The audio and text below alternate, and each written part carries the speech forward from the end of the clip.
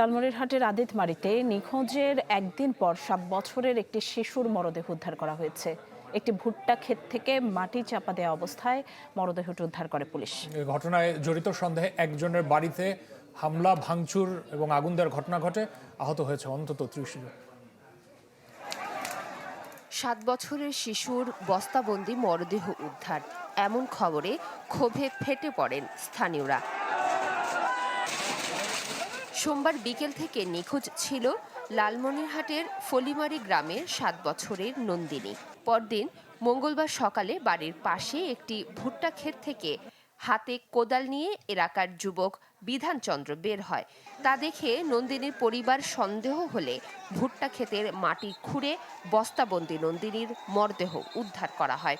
এরপর বিধানচন্দ্রের বাড়িতে ভাঙচুর ও অগ্নিসংযোগ করে বিক্ষুব্ধ জনতা। দেখি ওই ছেলে গাও ধুইয়া কোদাল ঘাড়ে নিয়ে আসবে না। ওই সমাজ থেকে ওনাকে বাদ দিছে, ওই কারণে আমি বলে নাকি কি করছি ওনার নামে, সেই জন্য তারা ওই ছেলেটা আমাকে অনেক, আমি তো কথাই বলি না, ও কিন্তু ওই গ্রামে থাকে। আমরা জানি সর্বোচ্চ যেটা শাস্তি আমাদের বাংলাদেশ সংবিধানের যে ধারা অনুযায়ী তার মৃত্যুদণ্ড সেটা আমাদের সেটা আমরা আশা করি। খবর পেয়ে বিধানচন্দ্র ও তার বাবাকে আটক করে পুলিশ। এ সময় বিক্ষুব্ধ জনতা জেলা প্রশাসক ও পুলিশ সুপারের গাড়িতেও ভাঙচুর করে। আহত হন 18 পুলিশ সদস্য সহ অন্তত 30 জন। এখন আমরা সেখান থেকে ফেরত আসার চেষ্টা করি আসামি নিয়ে, তো সেই পর্যায়ে তারা কিন্তু আমাদের সরকারি সম্পত্তির উপর এবং গাড়িগুলোর উপর আক্রমণ করে, ঢিল নিক্ষেপ করে।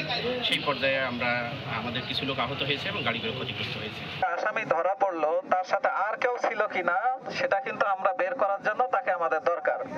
তো আমরা যারা এই ঘটনার সাথে যুক্ত ছিল সবার সর্বোচ্চ শাস্তি এনশিওর করব, এটা আমরা কথা দিয়ে গেলাম। নন্দিনী নিখোঁজের পর আদিতমারী থানায় ডায়েরি করতে গেলে তা নিতে পুলিশ গড়িমসি করে বলে অভিযোগ করেন নিহতের পরিবার। এ ঘটনায় দায়িত্বপ্রাপ্ত কর্মকর্তাকে প্রত্যাহার করেছে জেলা police super. Desk report, channel 24।